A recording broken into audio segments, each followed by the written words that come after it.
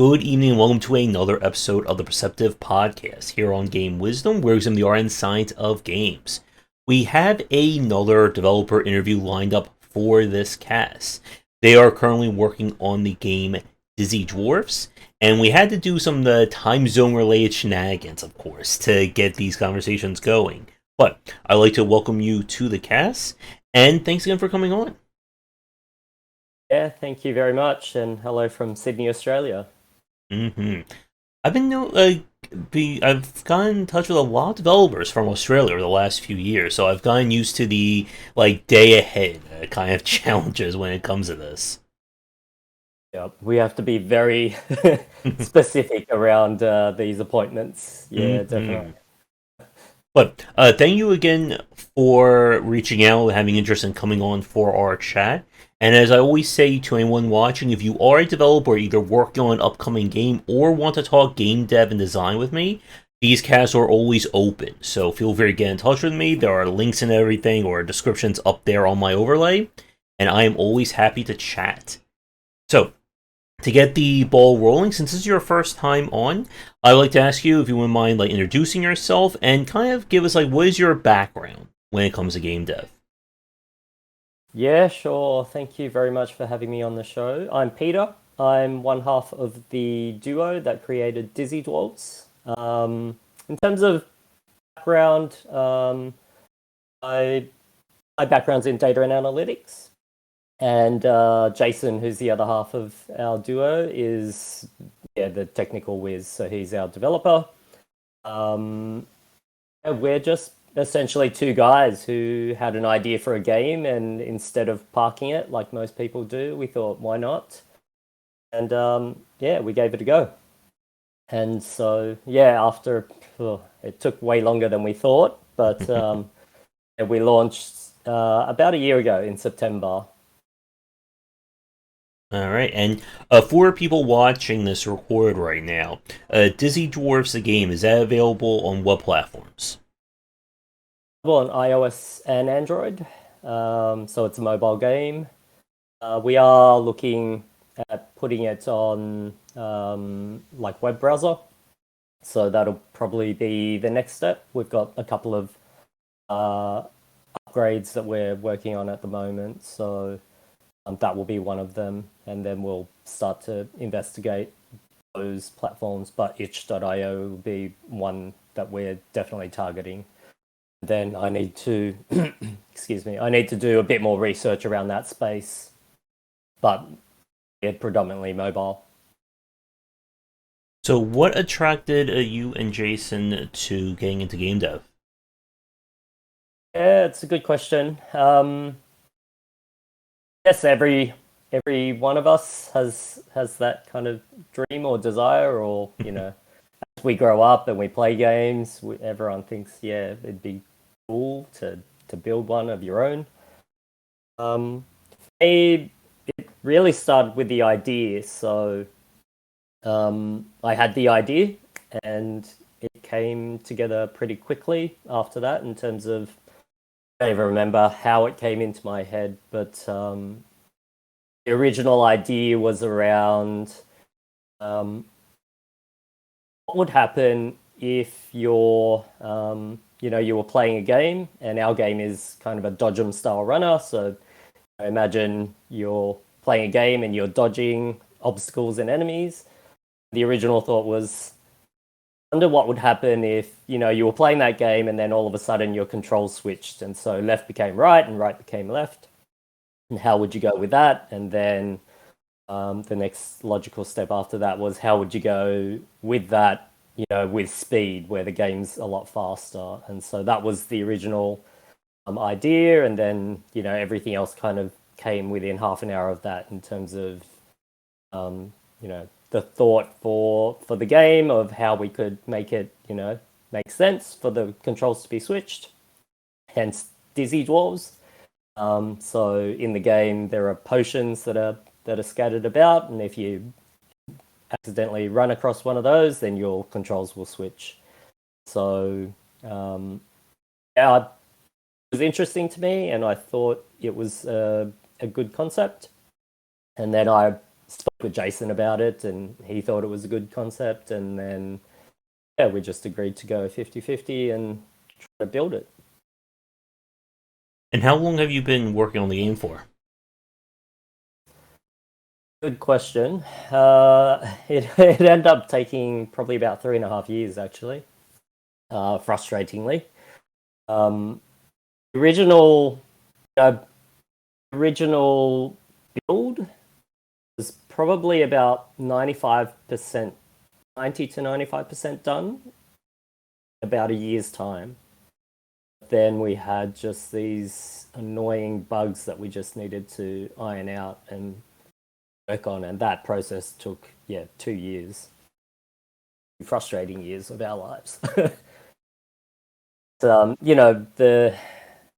The original game came together really quickly and to our kind of timeline and expectations, but then because our game relies so heavily on speed and reaction time, we came across certain bugs really around lag, which just meant we had to keep working on that and get it as optimal as possible. Otherwise, we just couldn't have a game where you're running really quickly and then you press a button and that microsecond lag just kills you when you actually it's not your fault. That would just kill the game essentially. All right. So, with the whole theme of having the controls get reversed and that kind of like, of course, the name Dizzy Dwarves, what, like, were there any other like mechanics or elements you were thinking of? Like, what made this one really stick out to you? That was it, and we really wanted to keep it simple. So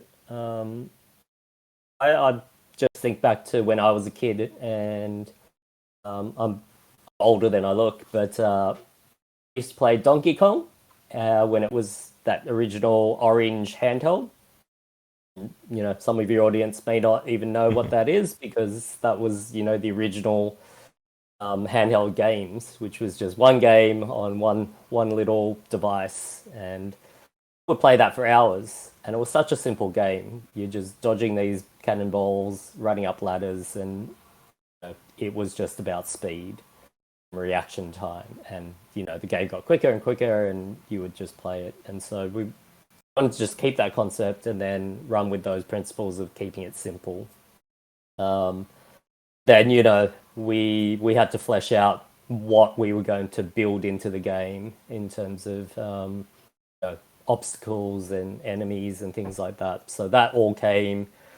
The original idea was there, and Jason and I discussed it and said yes. And then from there, we kind of fleshed it out, built, I guess, a mock-up of what we wanted. So just a simple PowerPoint slide deck of the different elements, something we could use to take to creatives to say, here's what we're trying to build. Can you start building the assets for us?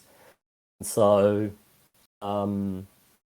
it was originally obstacles, and then we decided very quickly to add live enemies because that's just a little bit more interesting. And a little bit more challenging. And so we ended up with 2 or 3 types of obstacles and then 4 live enemies with different mechanics to their movement. All right. And in terms of, I guess, like settling on, ooh, excuse me, on like kind of like how hard did you want to make it? Because mobile is not usually known for, super hardcore games. I know a lot of people view it more on the kind of casual core side. So where did you want to aim with Dizzy Dwarves?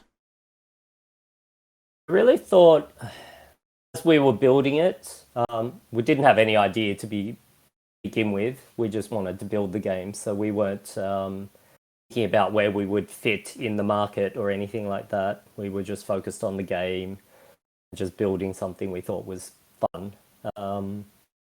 But as we were, building it and testing it, it kind of, I hate to say it, but it kind of gave us the Flappy Bird kind of feels where, it was challenging enough where, take you, like a level would take if you do it end to end, should take about a minute. But in reality, to get past the level, because we've kind of built it to be challenging, half an hour to an hour potentially. But when you get to the end of that level and you finally succeed, there's just that moment of satisfaction, I guess. So similar to kind of your Flappy Bird, as you frustrating because you should be doing better, and then as you manage to get further along, you get that little satisfaction hit. But we thought of it very simply, like other games that are similar, maybe that Ninja Jump game, and maybe Temple Run. So those kind of just casual, pick it up, play it for 15 minutes, half an hour, and then move on to something else. So that's really where we saw it kind of fitting, or how we envisage people kind of interacting with it. Mm-hmm. And for both of you, have you had like a previous experience with doing any kind of game dev before Dizzy Dwarves? Not game dev, but so I'm in data and analytics, and Jason's a developer. So he's full stack, both front and back end. So we've built systems for other organizations. So I used to run my own consultancy for about 10 years, and we came up with this idea during that period. So we've built kind of systems for different companies. We do have that developer background and the knowledge and know-how to kind of scope out a project, design or map out the timelines for what we'd require to build. It wasn't necessarily game dev, so that was something new to us, and it was full credit to Jason, because it was all new to him, and had to pick up a lot of new information and new tools very quickly. So we actually started, because he's a web developer, he was looking at React to begin with, because he hadn't done very much in the mobile space. And so we had started to try to build the game on React. We probably spent about a month or two using React, and then we quickly came to the conclusion that it just wasn't going to be suitable for what we wanted to do. And so we moved to Unity, and it was a fantastic shift. And it's a great product. I know it's been in the media lately for all the wrong reasons, but our point of view, it was a pretty decent tool. Obviously, it's not perfect. There are things that annoy us to bits about it, but on the whole, some of the things that come out of the box with that is just like full credit. Mm-hmm. And with Dizzy Dwarves, you said it a few times that it's been a challenge, and this is both you and Jason's first game. So I guess for developers listening to us who are either like smaller or thinking about doing their first project, what has been like any I guess hurdles or pitfalls that kind of added to the challenge of making the game? Like things, hindsight being all that you could improve on, or things to watch out for when it comes to your first game. So when we got to that 1 year period where it was about 90% there, the code was getting just a little bit too messy. And so Jason at that point went through a whole refactor, which I agreed with. Bugs were becoming increasingly difficult for him to kind of track down. The code was so messy. And yeah, that refactor, for whatever reason, it shouldn't have happened, but for whatever reason, that started kind of introducing unexpected, I guess, mechanics to the game where it shouldn't have. So that's probably one thing to look out for. So if it's not broke, then don't fix it. But, obviously there are things you just need to do, and I was on board with the refactor. It needed to be done, but out of that came just weird issues. So we had, things which were aligned became misaligned, and the movements became different for no apparent reason. And so those things took a long time.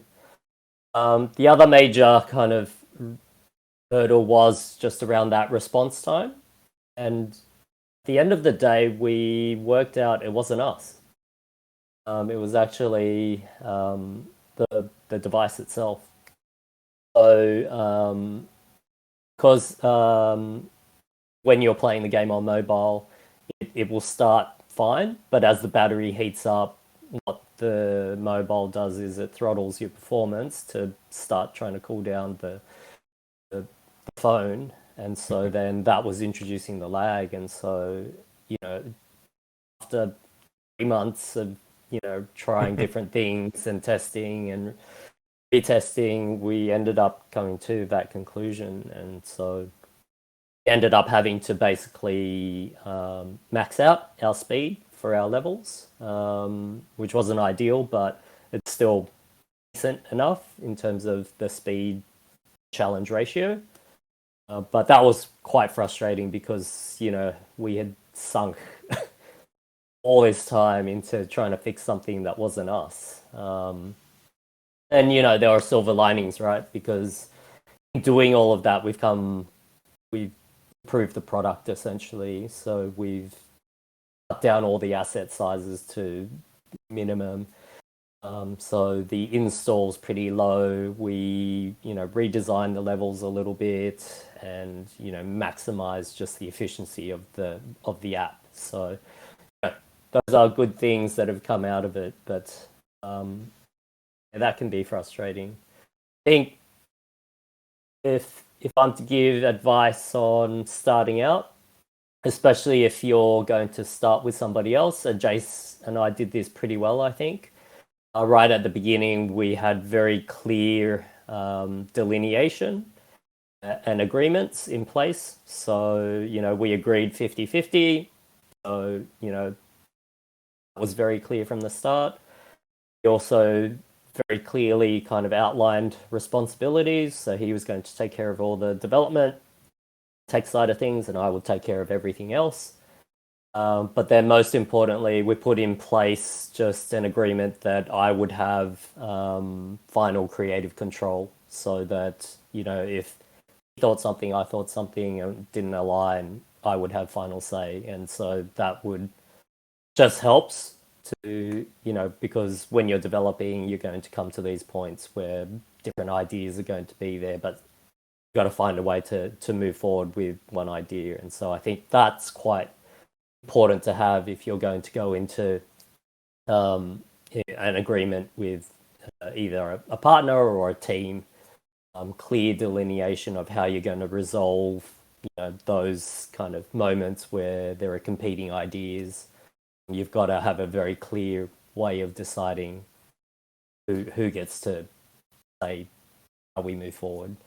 If it's three people, perhaps it's 2 out of 3 have to say yes to something, and then that's the way we'll go. Mm-hmm.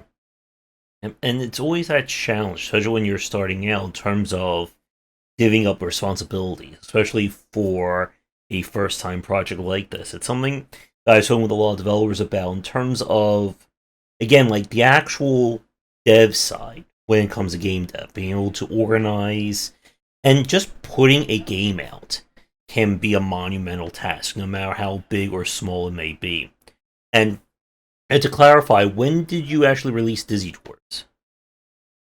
September of last year. Okay. Yep. And with kind of like the game after its release, like, has there been any new content? Have you been continuing to work on it, expanding on it, anything like that? We both have full-time jobs, so it's been just to put it out there and see for the moment. There are a couple of things we've been working on. The key thing we're working on at the moment now is around the ads. So at the moment, serve up ads kind of every 3 deaths. As you go through a level, if you die 3 times, then you get served an ad. That's not really ideal for us in terms of user experience. So what we're trying to shift to is just change that up and just use kind of the Spotify model where, after the first death, we'll serve you up one full ad, 15 seconds, and then you can play for 30 minutes without interruption. And just think, it's a simple change, but it'll be a lot better in terms of user experience. And then the second thing we'll look to work on is just getting it onto the web browser, which shouldn't be a big issue with Unity. So it's just more about us understanding the space a bit better. And with kind of the structure of Dizzy Dwarves, so is it just like linear levels, or is it more like an endless runner? There are discrete levels, so we didn't kind of like the idea of being able to finish something. So there's 40 levels, and they get increasingly difficult as you move through the levels. Right. And yeah, with the ad or the monetization, with like just like monetization on mobile in general, it's definitely something that has evolved over the past decade. And I guess have you considered doing something like having like a I guess like quote unquote premium version that you can buy and then it's just like ad free going forward? Yep, so that's already inbuilt. Okay. There's a one-time in-app purchase to then go ad-free forever. Our preference really would have been not to deal with ads at all, but it's just not the way people interact with mobile apps. Everyone expects things to be free. Um, so yeah, we actually hate ads. So the original design for Dizzy Dwarves was to be just you pay dollars US, you get the game. But we quickly had to pivot that because it's just not the way people expect to, test out a game. So the original idea we had was to build that light version and the premium version. So give the first levels for free as a light version, and then they could switch to the premium for $2. But it just is easier to keep it all in the one and just have ads, and then if you don't want to see the ads, you'll purchase it essentially. Yeah, and that was something that I wrote about in my book that I just released about free to play design. That when we kind of see like this evolution of mobile over the last 10 years, like we've gone from kind of like the ads and a lot more like fun paint side of things to we've seen more developers kind of embrace additional cosmetics, personalization. Gotcha is, of course, at the time of recording this, is probably one of, if not the biggest genre on mobile. And it has been, I think, very hard for new developers to kind of, I think, break into the mobile space. I was just wondering, again, as a small developer, what has been like both you and Jason's experience in the mobile side? It's difficult. Yeah, especially for a small player. We haven't spent any money on marketing just yet. So we've let the game run and we're tracking how people are engaging with it.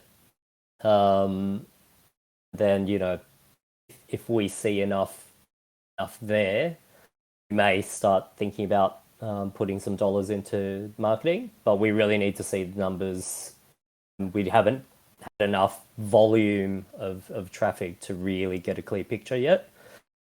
So I was recently, contacted by a publisher, so it's something we're considering. I need to understand it a lot more, and obviously understand the terms and conditions of any agreements. But maybe the way we go, because it's just so difficult to get awareness of the game, let alone people to download it and play it.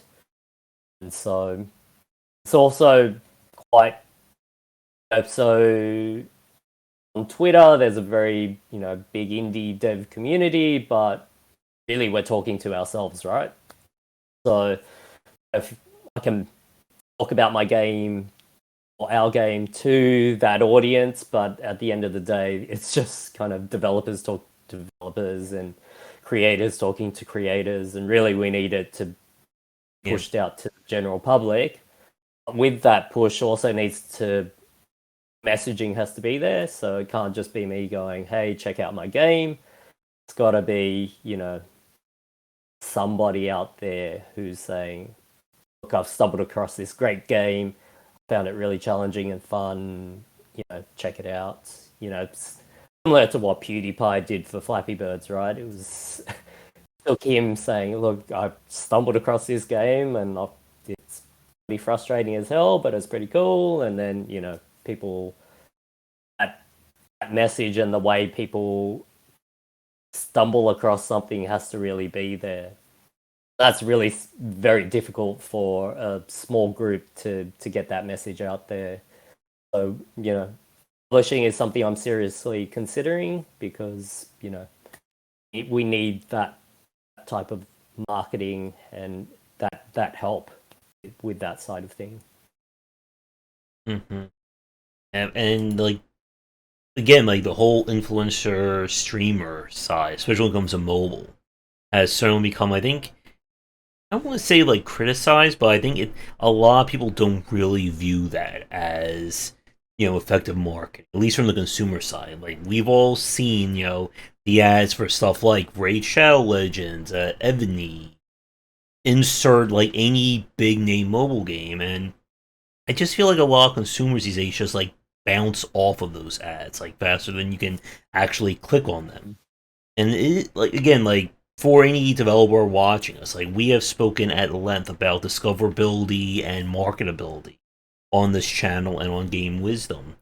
And I've always just been like wondering just like if the like casual side of mobile has kind of like shrunk over like the past 5 to 7 years, as we've seen stuff like all the Marvel games or Star Trek, Star Wars, Genshin Impact has been probably one of the biggest names in the last 2 years, and whether or not like there's still that side of the casual market looking for a new game after a Clash of Clans or a Farmville. Yeah, it's a good question. Yeah, the simple answer is I don't know. um, would be nice, and I think there's still space for something like that. It just needs, I guess, the right environment and the right pitch. So it needs something like that big influencer who's just come out of the blue. I don't usually talk about games, but here's something I found, which really captures people because you're right. Even with channels which purely focus on mobile games, it's a very limited audience of people who are heavy gamers, essentially looking for something for their time on mobile, versus what casual games kind of the demographics that look for casual games is more your gen pop who are just, I have a mobile phone and every now and then I'd like to do something fun on it, and I'm not going to subscribe to a channel to figure that out. I'd rather just hear about something and then, or maybe once a month when I'm trying to update my apps, the app store might show me something that I stumble across, and there you go. I'll click on it. And I think the other complication of this is that for a lot of like the casual mobile space, and this is something that I found while I was doing research, is that casual fans typically aren't playing multiple games. They'll find that one game they like, and then they're going to stick with it, do or die until the game runs out. And it's very, I think, similar to the MMO bus of the mid 2000s when everyone was hoping that, the market was 10 to 14 million strong because of World of Warcraft, and it turns out it was far smaller than that. Yeah, 100% agree. Um, yeah, it's difficult, right? Mm-hmm. And it's hard to get some solid numbers. So early on, I was trying to do a bit of research around this, and it's hard to get definitive numbers around um, casual space. I don't know if you've come across actual solid figures, I found it very difficult to try to understand that market. Yep. And it is one where, again, like we've seen games boom or bust very easily in mobile. I mean, arguably, I see the same thing in the traditional and PC side of the independent space as well. And Mm. it is a very hard, I think, nut to crack when it comes to trying to make that perfect mix of casual and core gameplay. Because, like we said a few minutes ago, like the streamers and the YouTubers, they want something that they can either, I guess, either like meme it up or make light of, or they're looking for something that is like of a challenge, something to master. Like we saw with Flappy Bird, that everyone was trying to say, I'm the greatest Flappy Bird player. No, I am. No, I am. And we see there's a lot of the kind of more like core, hardcore mobile games of people, showing off. I can beat this with low star characters. I don't need to spend any money, and I think it's just very hard these days to get that marketing angle if you don't, like we said, like going back to the whole casual market. Like, I just don't know how casual gamers respond to marketing these. Again, for people watching, again, I am certainly not a marketer by any stretch of the imagination. Yep, neither are we. But yeah, I get that sense as well. It's just bombardment of advertising after bombardment, and yeah, Hmm. at some stage it is just okay, whatever. I need to fund, but I guess it's how the marketing campaigns are pulled together, because certainly there are some. It is effective, right? So there are some, definitely some, as you say, where I'll just look at it and buy because whatever, I don't care. But some are done very well and capture your attention and at least interest. So yes, part of that marketing is to get that attention. So yeah, it's critical. Hmm. So I guess in terms of, I guess, what's next for you and Jason, do you have any plans for another game, a major update to Dizzy Dwarves, anything else like that? It would have to do well for us. We certainly have.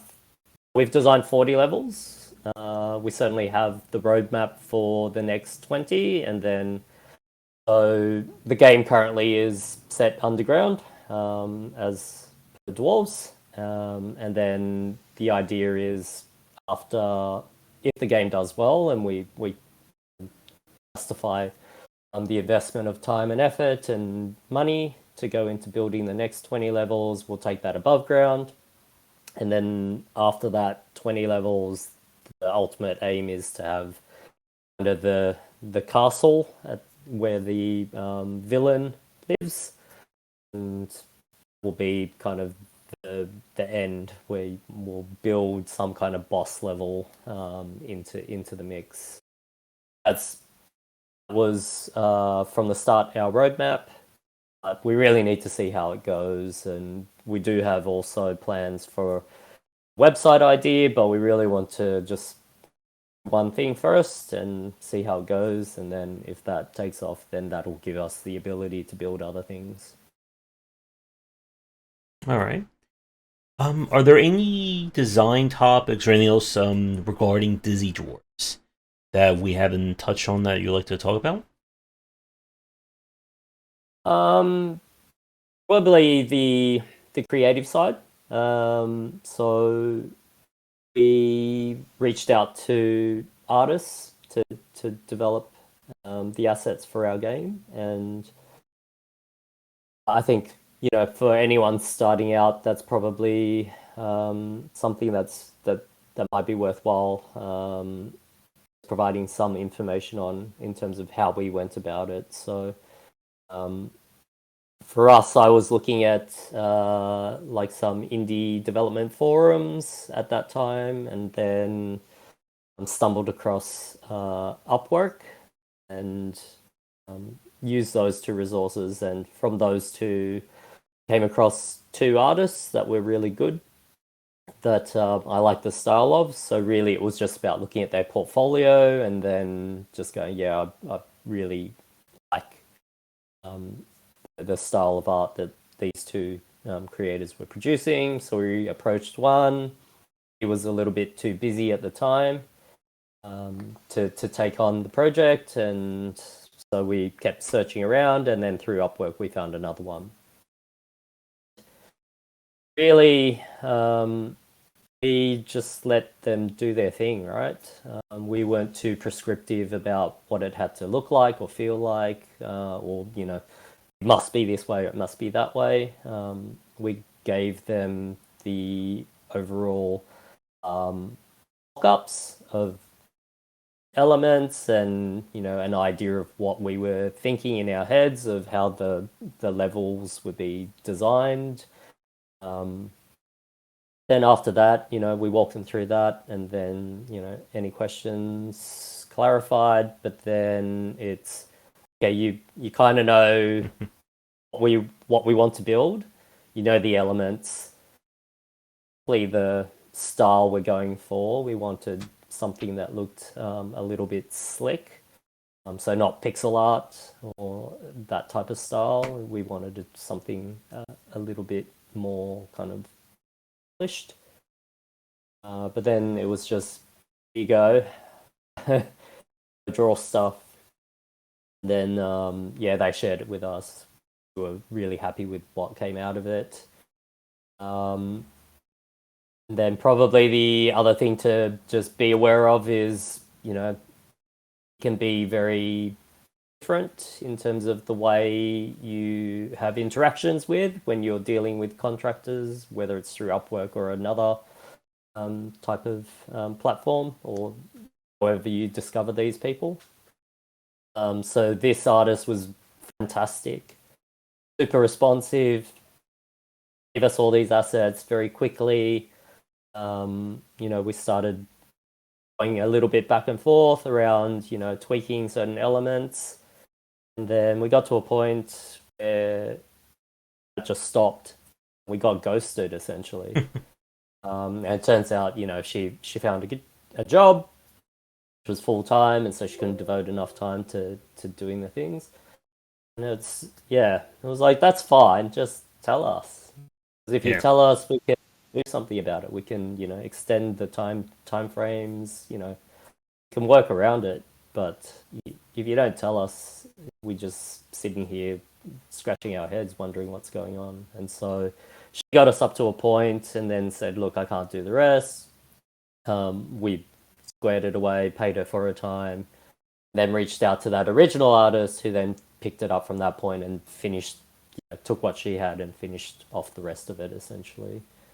And then we did a similar thing with sound effects, and we found a awesome person to do our sound work, and he was just zero problems and fantastic to work with. If it's always that struggle when you're reaching out to people for contract work like that. You never know who you're going to get, and especially when you're trying to manage a project, how it all fits in terms of, can they get the work done within your deadline? What happens if you need to delay, or if they need to delay when it comes to an actual release? Yeah, it helps, being in system design and having built multiple things. It helped. We were very realistic with expectations. We treat everyone pretty well, I think. The most important thing is clarity, right? So just be very clear and specific around what you want and what agreement is. Then be very specific around timeframes. But then also, we were always, this is what we're working towards. You tell us if it's realistic or not. If you say yes, then okay, let's work towards that. If you say no, let's extend it, whatever. But it helps to be realistic, and then it helps to just be very clear and define that scope. I think that's where most things fall over, is a lack of clarity of scope and if you leave any room for interpretation, then you better expect, to have something that you may not have expected because you've left that door open. It's always that fine line between giving too much or too little direction when it comes to this kind of stuff. Yeah. So we were very, clear around, like the mock-up helps, right? Because you can give it to them and then have that conversation. Mm-hmm. So, any questions you have, I can answer them. Things we just don't know because we're not thinking that way. So something like the angle of what you're looking for in terms of the character, something I just never thought of. But artists and creatives are, that's for mind for them. So there are things like that which you won't know, but they'll guide you around that. But parameters of what you want to have built has to be very clear in order to allow them to have that creative freedom to then go ahead and build whatever is in there. That's what they do best, right? Yep. And certainly, I'm a data person, so being artistic is certainly not my strength. Mm-hmm. Yeah, and you always have to play to your strengths when it comes to this kind of stuff. I guess so. One final question for you: if let's say you and Jason decide to work on another project, do you see yourself starting from mobile first or starting from PC first? Like any preference there? It's a good question, and yeah, we have been trying to get our game out there, and in doing that, we've looked at where the audiences are sitting, and it definitely, the PC market is way bigger. It seems in terms of people who are heavy hardcore gamers looking for something. It's definitely something we would consider if we had another game idea. Then the investment would be a lot greater in terms of trying to pull together a PC game, depending on what we end up trying to build. I just think of something which is elaborate enough, have someone sit there in front of their machine for hours playing it, and what would be involved with that. Yeah, it would require much more than just our two-man band. All right. I think, yeah, for us, we'd have to have we'd have to start with the idea. We wouldn't necessarily, let's say Dizzy Dwarves goes really well and we make, good revenue from it, enough that we can fund another project. I wouldn't necessarily force another game out there. I would start with the idea. And so I already have an idea for a website. It may take too long and someone else might come up with the same idea and push it out to market before we are able to. But, it has to start with that idea for us. All right. So I think with that, that's just about the last of my questions. So I guess to wrap things up, do you have any, social media you would like to promote? I'll include a link to the game on the App Store for people watching this on the channel. Yeah, fantastic. Yeah, we are pretty heavy on Twitter and then also on Reddit. So you can find us, handles Dizzy Dwarves, pretty much everywhere. We do have Facebook, we do have Instagram, and we do have TikTok, and we do have a YouTube channel. There's also our website, www.dizzydwarves.com. So if you want to find out a bit more about the game or get a little preview, that's where you should head. And yeah, that pretty much covers all of our presence on social media. All right. Well, I'll be sure to include that in the description down below as well. So Peter, it has been great hanging out with you. My evening, I think it's like your morning, or maybe your afternoon right now, depending on the It time is zone. morning over here. Yeah. No, it's been an absolute pleasure having this chat with you. I've really enjoyed it. Hmm. And definitely best of luck with continuing with Dizzy Dwarves, or if you and Jason decide to work on another project together. Yeah, thank you very much. And thanks so much for your time. Hmm. So, with that, we're going to wrap up this episode of the Perceptive Podcast. Again, I'll include links to Dizzy Dwarfs and to the social media down below, so be sure to check that out. As I said at the start, if you are a developer working on an upcoming game or want to talk design, I always have time for developer guests here, so please reach out. For those of you enjoying this on YouTube, do liking, subscribing, commenting, all that other algorithmic stuff.